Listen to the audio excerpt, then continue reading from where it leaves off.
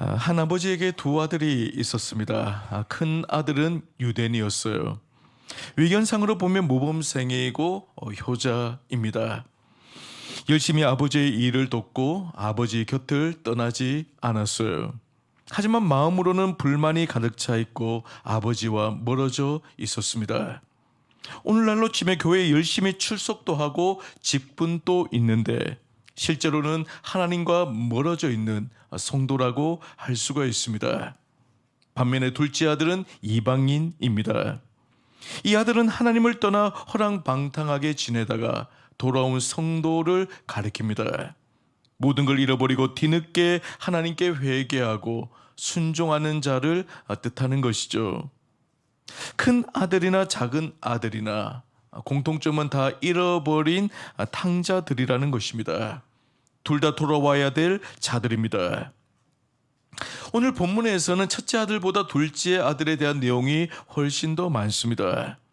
작은 아들이 아버지를 떠나 어떠한 삶을 살게 되었는지, 그가 어떻게 회개하고 다시 돌아오게 되었는지, 돌아오는 이 아들을 아버지가 어떻게 대우해 주었는지 간략하게 설명해 주고 있습니다. 저는 오늘 본문을 통해 몇 가지 영적 진리를 살펴보기를 원합니다. 먼저 인간에게는 독립의식이 있다는 것입니다. 인간은 하나님을 떠나 독립하려는, 하나님의 곁을 떠나 홀로 살고자 하는 그런 죄성을 갖고 있습니다. 오늘 본문에 등장하는 둘째 아들을 보세요. 아버지 품을 떠나고자 합니다. 아버지가 멀쩡히 살아 계시는데도 자신에게 돌아올 재산을 미리 달라고 요구하죠. 12절 말씀을 보시면 그 둘째가 아버지에게 말하되 아버지여 재산 중에서 내게 돌아올 분깃을 내게 주소서 하는지라. 아버지가 그 살림을 각각 나눠 주었더니. 아들이 재산을 요구하는 데는 이유가 있습니다. 독립하고 싶다는 거예요. 더 이상 부모의 간섭을 받지 않고 좀 떠나고 싶다. 자유로워지고 싶다. 이제 나도 이 정도 성인이 되었으니 내가 이제 더 이상 아버지 밑에 있는 것이 아니라 주체적인 삶을 살고 싶다 하는 마음이 있는 것입니다. 아들의 요구에 아버지가 아무 말 없이 재산을 내어줍니다. 그자 아들이 며칠이 안 되어 받은 재산을 가지고 먼 나라로 떠나버리죠. 이 둘째 아들의 모습은 타락한 인간의 본능 속에도 있습니다. 인간은 날 때부터 하나님으로부터 독립하고자 하는 재성을 안고 있어요. 하나님께 종속되기 싫어하는 마음이 있습니다. 사단이 이 사실을 너무나도 잘 알고 있어요. 그래서 그것을 교묘하게 이용해서 인간을 하나님에게서 멀어지게 하려고 합니다. 아담과 하와를 보십시오. 하나님께서 동산의 나무의 모든 실과 다 먹어도 되지만은 선악을 알게 하는 나무의 실과만큼은 먹지 말라고 했어요. 하지만은 이 뱀이 교묘하게 하와에게 찾아와서 속삭입니다. 너 그 선악과를 먹으면 하나님처럼 된다. 한마디로 독립하라는 것이죠. 더 이상 하나님께 종속될 필요가 없다는 것입니다. 너가 하나님이 되어서 주체적인 삶을 살라는 겁니다. 그 말에 아담과 하와가 넘어가죠. 먹지 말아야 될 선악과를 먹게 됩니다. 모든 사람의 마음 밑바닥에는 하나님의 간섭이나 지배를 거부하는 마음이 있어요. 자기 주도적인 삶을 살고 싶은 욕망이 있습니다. 하디 콕스라는 신학자가 세속도시라는 책을 통해서 이런 주장을 했어요. 현대인은 다 성인이다. 성숙해져 있기에 독립해야 하고 자유인이 되어야 한다. 문명이 발달하지 않은 고대나 중세 사람들은 아직 어린아이처럼 성숙하지 못해서 하나님을 찾고 미신을 쫓지만 현대인은 그렇게 살면 안 된다. 오늘날처럼 문명이 발달하고 발전된 시대를 살아가는 현대인들은 모두가 성인이다. 성숙해져 있다. 그래서 하나님을 찾고 의존하려는 데서 벗어나야 한다. 모든 삶의 영역에서 독립하는 것이 지혜로운 것이다. 이러면 하디콕스의 주장은 성경이 말하고 있는 내용과는 전혀 다른 상반되는 내용이에요. 전도를 해보면 다수의 불신자가 콕수와 같은 이런 사상을 갖고 있음을 알 수가 있습니다. 보이지 않는 하나님을 믿는 그리스도인을 마치 미개인 취급을 해요. 예수의 복음을 전해도 자기는 예수를 믿지 않고 자기를 믿는다고 말합니다.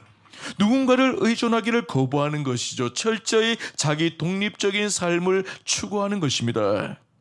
예전에 한 집사님이요, 전도 축제를 앞두고 저에게 그런 말씀을 하는 거예요. 목사님, 친구를 전도하려는데 너무 힘들어요. 교회 한번 나가자고 하니까 그 친구가 하는 말이, 어떻게 매주마다 2주일마다 교회 나갈 수 있냐고 반문을 합니다. 어디에 속박당하기 싫어하는 인간의 모습을 여실히 잘 보여주는 것이죠. 모든 인간은 이 같은 본능을 갖고 있습니다. 하나님의 간섭을 싫어합니다. 하나님께 돌아오기를 거부하고 자신이 원하는 대로 살고 싶어하는 이 죄성, 독립의식을 갖고 있음을 발견하게 되죠. 다음으로 오늘 탕자 얘기를 통해 알 수 있는 것은 독립의 결과는 방탕이라는 사실이에요. 하나님으로부터 독립한 인간은 반드시 방탕한 삶을 살게 되어집니다. 하나님은 각 사람에게 귀한 것을 주셨습니다. 어떤 사람에게는 똑똑한 머리, 두뇌를 주셨어요. 어떤 사람에게는 건강한 몸을 주셨습니다. 어떤 사람에게는 좋은 집안 배경을 주셨습니다. 문제는 사람들이 하나님께 받은 것을 하나님을 위하여서 사용하지 않는다는 사실이에요. 육체의 욕심을 따라 자기가 원하는 대로 마음껏 사용을 합니다. 하나님이 주신 것을 하나님을 위해서 사용하지 않으면 반드시 방탕한 삶으로 흘러가게 되어져 있어요. 방탕이 뭡니까? 자기를 사랑하고 돈을 사랑하고 쾌락을 사랑하는 것입니다. 자기 배를 불리기 위하여서 인생을 허비하며 살아가는 거예요. 사람이 자기 만족을 위해서 살고자 하면 여러분 거기에는 만족이 없습니다. 많은 사람이 착각을 하죠. 자신이 원하는 것을 소유를 하고 자신의 뜻대로 뭔가가 이루어지면 만족이 찾아온다고 생각을 합니다.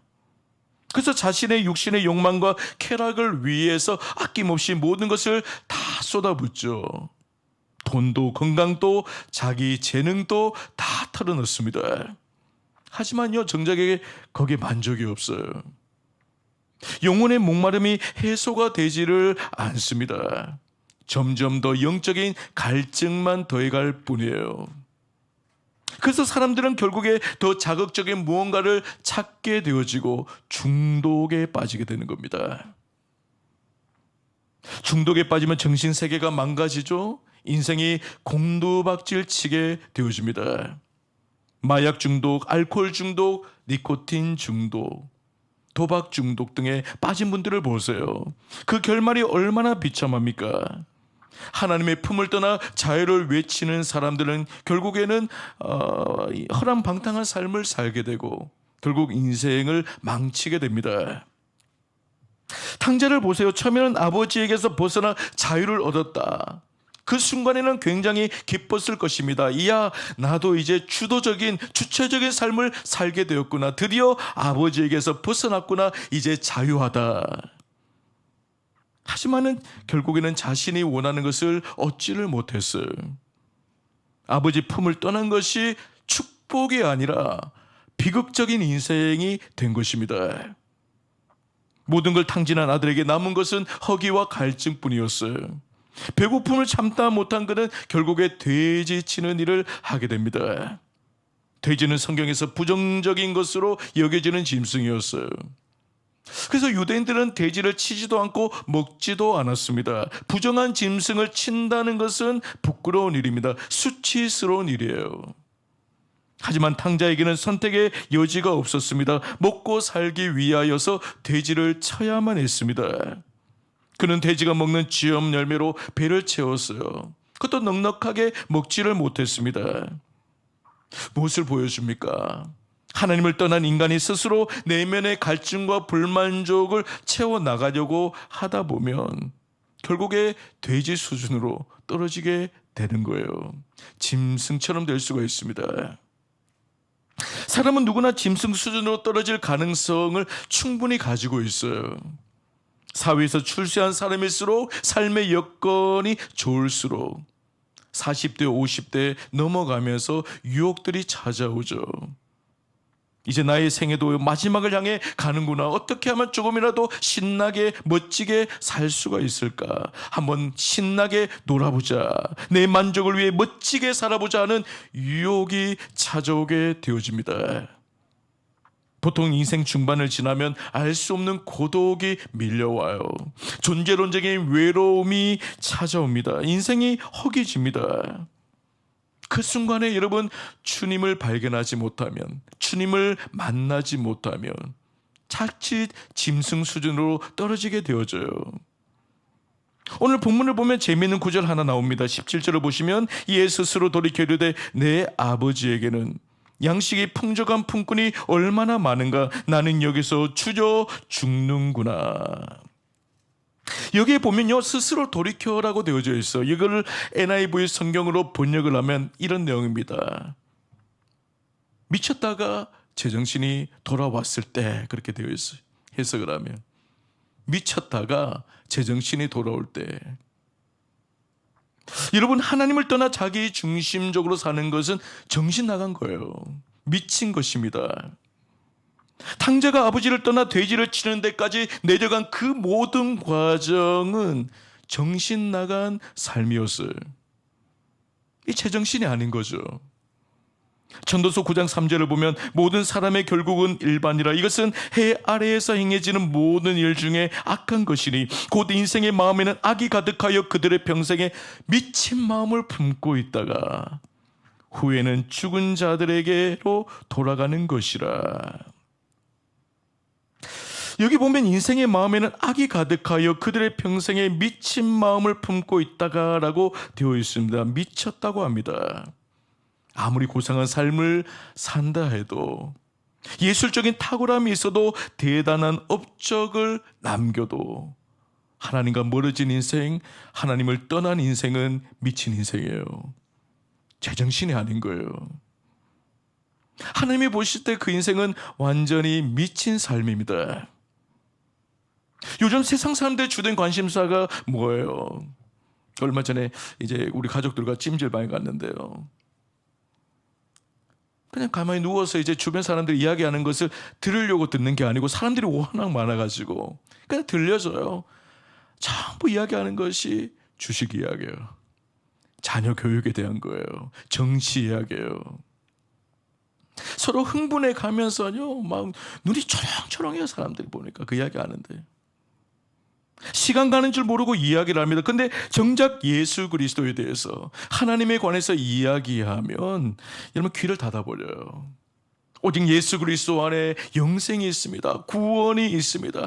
제사함을 받을 수 있는 유일한 길은, 하나님의 자녀가 될 유일한 길은 예수밖에 없습니다. 십자가의 주님 앞으로 나와야 됩니다. 그러면 안 들으려고 해요. 한심하게 쳐다봐요. 잠시뿐인 이 세상에 대해서는 어마어마한 관심을 기울이는데, 정작의 구원의 문제, 가장 본질적인 영생의 문제에 대해서는 전혀 관심이 없다. 미친 것이죠. 오늘날 대부분의 사람들이 결코 영혼의 만족을 줄 수 없는 것에 무한한 관심을 가지고 있어요. 요즘 유튜브도 보니까 먹방 이런 게 유행이잖아요. 그죠? TV도 보면 전부 먹거래요. 어떻게 하면 사람들의 관심이 어딘가를 알 수가 있어요. 어떻게 하면 이 입을 즐겁게 만들 수가 있을까? 좀 더 좋은 음식, 맛있는 거 먹을 수 있을까? 어디로 가야지 신나게 놀 수가 있을까? 평생에 잊지 못할 추억을 남길 수 있을까? 내가 무엇을 입고 어떤 차를 몰고 다녀야지 사람들에게 인정받을 수 있을까? 모두 거기에 혈안이 되어져 있어요.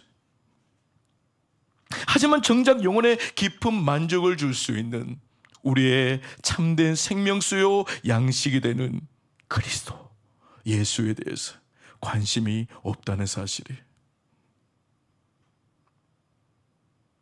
근데 사람이 언제 제정신이 돌아오느냐? 인생 밑바닥을 칠 때요.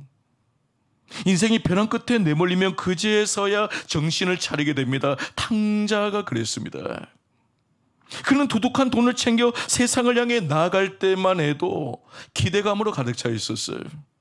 자신이 꿈꾸던 진정한 자유와 행복이 인생에 찾아올 줄 알았습니다. 하지만 세상에 발을 내딛는 순간에 모든 기대가 물거품처럼 사라졌어요. 그는 모든 걸 잃었습니다. 친구를 잃고 쾌락을 잃고 돈을 잃고 명예도 잃었습니다. 그제야 당자가 정신을 차리죠. 누구나 인생을 살다 보면 한두 번씩 제정신이 아닐 때가 있습니다. 어거스틴은 30세, 30세까지 허랑방탕하게 지내다가 회심을 하고 이런 고백을 했습니다. 하나님의 품에 돌아오기 전까지 저에게는 평안이 없었습니다.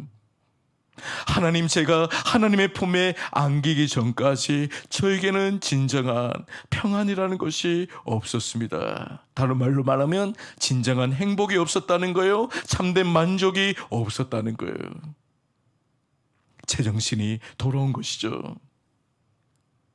근데 어떤 사람은 제정신이 한번 들기는 들었는데 구원받지 못하고 결국 끝난 사람도 있습니다. 영국의 유명한 작가 중에 한 사람, 서머셋 모음이라는 사람이 있어요. 그는 90세 자신의 생일을 앞두고 이런 고백을 했습니다. 자신의 삶을 회고하면서 나의 생을 회고할 때 나에게 모자라는 것이 하나가 있었던 것 같다. 바로 내 영혼이 하나님과 영원을 갈구하고 있었음을 몰랐다는 것이다. 그것을 이제야 알게 되었다. 그는 뒤늦게 자신의 인생이 잘못된 것을 깨달았어요. 하나님이 없는 인생, 하나님과 상관없는 인생이 얼마나 허무하고 공허한 인생인가를 알게 되었다는 거예요. 하지만 결국 회개하고 돌아오지를 못했습니다. 하나님을 떠난 인생을 결코 행복할 수가 없어요. 삶의 방향을 잃고 방황하다가 결국 모든 걸 잃게 됩니다. 하나님과 상관없이 살면 모든 속박에서 이젠 더 이상 하나님의 말씀대로 살 필요도 없고 여기에 종속될 필요도 없구나. 내가 하고 싶은 대로 막 살면 진짜 자유가 올 것 같지만은 이러면 하나님의 품을 떠나면 세상에 헛된 것이 나의 인생을 올매게 되어져 있어요. 세상은 우리에게 자유를 주지를 않습니다. 여러분, 거기에는 참된 안식이 없어요. 성경은요, 진리가 너희를 자유케 한다고 했습니다. 그리스도 안에 있을 때 하나님 아버지의 품 안에 머무르고 있을 때 진정한 영혼의 자유를 누리게 된다는 거예요. 참된 쉼과 안식을 얻게 됩니다. 여러분, 이것을 깨달으셔야 돼요. 마지막으로 오늘 탕자 이야기를 통해 하나님은 언제나 우리를 기다리시고 받아주심을 알 수가 있습니다. 정신 나간 아들이 정신 차리고 아버지께로 돌아왔어요. 19절과 20절에 지금부터는 아버지의 아들이라 일컬음을 감당하지 못하겠나이다. 나를 품꾼의 하나로 보소서 하리라 하고 이에 일어나서 아버지께로 돌아가니라. 아직도 거리가 먼데 아버지가 그를 보고 측은히 여겨 달려가 목을 안고 입을 맞추니.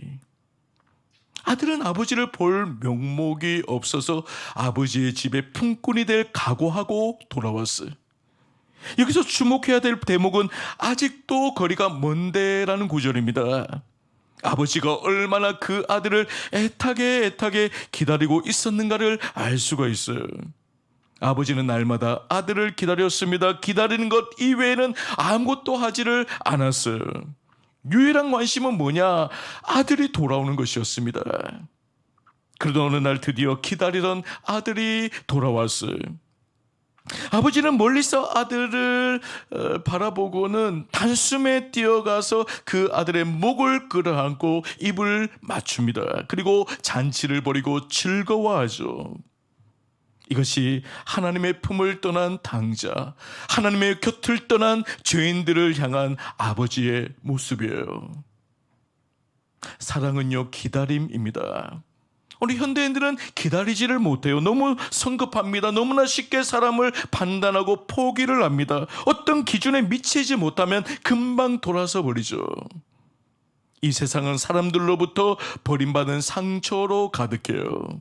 가족들로부터 버림받기도 하고 직장이나 친구들로부터 버림받기도 합니다. 세상에는 용납이 없어요. 기다려주지 않습니다. 이해해주지 않습니다. 조금만 잘못을 해도 실수하면 가차가 없어요. 냉정합니다. 매정합니다. 그래서 사람들은 늘 불안해해요. 근데 오늘 누가복음 15장을 보면 하나님 아버지는, 우리가 믿고 있는 아버지, 우리와 함께 하시는 아버지는 어떤 실수, 잘못을 해도 용납해 주시는 분입니다. 하나님은 절대 우리를 버리거나 포기하지 않으세요. 끝까지 영원히 우리를 기다려 주시는 분이십니다. 우리는 십자가를 통하여서 하나님의 마음을 알게 되죠. 하나님은 우리를 죄에서 구원하시기 위하여 당신의 아들을 십자가에 내어주셨어요. 당신의 아들의 생명, 나의 생명을 맞바꾸어 주셨습니다. 십자가는 결코 하나님이 우리를 포기하지 않으심을 보여주는 사건이에요. 그래서 우리는 십자가를 바라볼 때마다 내가 너를 기다리고 있다. 내가 너를 사랑해. 나는 너를 포기하지 않아. 어서 속히 돌아오라 하는 하나님의 음성을 들으셔야 돼요. 우리는 하나님의 자녀입니다. 하나님이 사랑하시는 자입니다. 그래서 하나님은 우리를 기다리고 계세요. C.S. 루이스는 인간의 마음은 창조주와 재결합하고자 하는 평생토록 계속되는 향수병이 있다라고 말했습니다. 인간에게는요, 하나님께로 돌아가고자 하는 회귀 본능이 있다는 거예요. 오늘 본문의 탕자가 보여준 가장 위대한 모습은 뭐냐? 자신의 실수와 자신의 죄악과 자신의 잘못을 깨닫고 아버지께로 돌아왔다는 거예요. 우리도 하나님의 품을 떠나 다른 것으로 만족하려고 했던 모든 것을 내려놓고 아버지께로 돌아가셔야 돼요. 그때 하나님이 지난날의 잘못을 묻지 아니하시고 있는 그대로의 모습을 우리로 받아주십니다. 우리는 날마다 믿음 생활하면서 하나님이 얼마나 너그러우신 분이신가, 인자하신 분이신가를 삶으로 경험하셔야 돼요. 오늘 본문의 이 탕자 비유 앞에요, 잃은 양의 비유가 나옵니다. 99마리의 양을 두고 잃어버린 한 마리의 양을 찾아 떠난 그 목자의 이야기입니다. 목자는 잃어버린 한 마리의 양을 찾기 위해 온 들판을 헤집고 다닙니다. 후에 양을 발견하고는 매우 기뻐하죠. 목자에게 한 마리의 양은 특별한 존재입니다. 이 팔레스타인 지역의 이 목자들은요, 양 한 마리 한 마리에 이름을 다 붙여주었어요. 이름을 붙여준다는 것은 가족처럼 여긴다는 겁니다. 요한복음 10장 3절을 보면 문지기는 그를 위하여 문을 열고 양은 그의 음성을 듣나니 그가 자기 양의 이름을 각각 불러 인도하여 내느니라 라고 말씀하세요. 주님은 우리를 부르실 때, 우리를 인도하실 때 무리로 이끄시는 것이 아니고 각자의 이름을 부르시면서 우리를 인도하시는 분이세요. 하나님은 우리를 숫자로 보시지 않습니다. 한 사람을 한 사람을 한 인격체로 귀하게 대해주십니다. 주님이 이름을 안다는 것은요, 우리의 고통을 안다는 거예요. 아픔을 안다는 거예요. 우리의 모든 삶의 문제를 아시고 대하신다는 것입니다. 하나님은 누구보다 우리의 마음을 정확하게 꿰뚫어 알고 계세요. 하나님은 우리를 1:1로 인격적으로 대하십니다. 우리는 상품이 아니에요. 세상은 사람을요, 상품 취급을 해요. 사람을 돈으로, 연봉으로 계산을 합니다. 하지만 우리는 돈으로 계산할 수 없는 존재예요. 탕자의 아버지는 아들의 귀양을 돈으로 계산하지 않습니다. 너 때문에 얼마나 많은 지출과 어떤 재산에 손해가 났는지를 이야기하지 않습니다. 그냥 있는 그대로 받아주세요. 돌아온 아들을 위해 아버지가 한 일이 무엇입니까? 22절과 23절에 아버지는 종들에게 이르되 제일 좋은 옷을 내어다가 입히고 손에 가락지를 끼우고 발에 신을 신기라. 그리고 살찐 송아지를 끌어다가 잡으라. 우리가 먹고 즐기자. 돌아온 탕자를 위하여서 아버지는 대충 아무 옷을 내어주신 것이 아니라 가장 좋은 것을 내어 입혔습니다. 여러분, 이 옷을 입혔다는 것은 아들의 명예를 회복시켜 주었다는 거예요. 반지를 끼워줍니다. 반지는 아들의 권위를 상징합니다. 신을 신겨줍니다. 신은 아들의 신분을 회복하는 것입니다. 그것으로 부족해서 살찐 송아지를 잡아다가 큰 잔치를 벌여요. 하나님의 사랑은 계산하지 않는 사랑입니다. 무조건적인 사랑입니다. 하나님의 사랑은 바다보다도 하늘보다도 큰 사랑입니다. 그 사랑으로요, 우리 각자를 품어주시는 거예요. 근데 그 사랑을 누리지 못하는 경우가 있습니다. 탕자는 그 자신의 행위를 두고 자신이 품급 취급당에 마땅하다고 여겼어요. 우리도 그럴 때가 있습니다. 탕자처럼 실수하고 잘못할 때가 있습니다. 죄인 줄 알면서 죄를 지을 때가 있습니다. 죄의 유혹에 넘어갈 때가 있습니다. 그럴 때면 나 같은 것은 하나님의 자녀가 될 수 없다, 그렇게 생각을 하죠. 스스로 품꾼 취급합니다. 그것은 자격지심이에요. 하나님은 우리를 결코 품급 취급을 하지 않습니다. 우리가 잘못하고 실수를 해도 자녀로 받아주세요. 우리는 예수 그리스도를 믿음으로 이미 신분이 확 바뀐 자입니다. 죄의 종로를 타는 자에서 하나님의 거룩한 자녀가 되어졌어요. 하나님은 우리의 아버지가 되십니다. 이 관계는요, 절대로 변하지 않습니다. 우리의 어떤 행위로 인하여서 이것이 바뀌어지는 영역이 아니라는 거예요. 우리는 영원한 하나님의 자녀예요. 하나님의 자녀에게 하나님은 언제나 우리를 받아주십니다. 어떤 경우에든지 상관없이 우리를 하나님의 아들과 딸로 기꺼이 받아주시는 거예요. 우리 아버지는 어마어마한 부자입니다. 아버지는 자녀된 우리에게 모든 것을 아끼지 않으세요. 모든 걸 내어주시면서 마음껏 누리라고 말씀을 합니다. 여러분, 우리는 세상의 시시한 것에 눈독 들이면서 살 존재가 아닙니다. 하나님 안에 있는 가장 좋은 것, 가장 귀한 것을 누릴 자격이 있어요. 왜? 우리는 하나님의 자녀이기 때문에, 하나님이 자신에 있는 그 풍성함을 함께 누리기를 원하시기 때문이에요. 여러분, 교회는 나오지만은 마음으로 하나님과 멀어진 분이 계시다면 여러분, 하나님께로 돌이킬 수 있기를 바랍니다. 나를 기다리고 계시는 하나님, 날마다 문 밖에 서서 그 아들이 돌아오기만을 학수고대하고 계시는 하나님의 품으로 다시 돌아오세요. 우리가 하나님께로 돌이키기만 하면 하나님께서 두 팔 벌려 우리를 안아주시고 그분의 부유함을 누리게 하실 것입니다. 그곳에 천국이 임하는 거예요. 우리 모두가 하나님의 자녀로서 하나님의 품에 안기어 날마다 충만한 기쁨과 은혜와 만족과 행복을 누리며 살아가는 하나님의 자녀로서의 특권을 누릴 수 있는 우리 모든 성도들 되시기를 주의 이름으로 간절히 축원합니다.